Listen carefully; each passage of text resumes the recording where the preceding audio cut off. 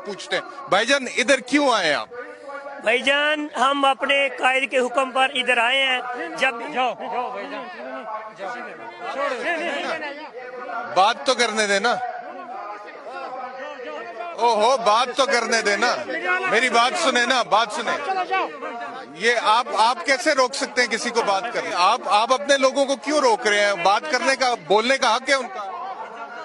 मेरी बात तो सुने ना यार, मेरी बात तो सुने ना।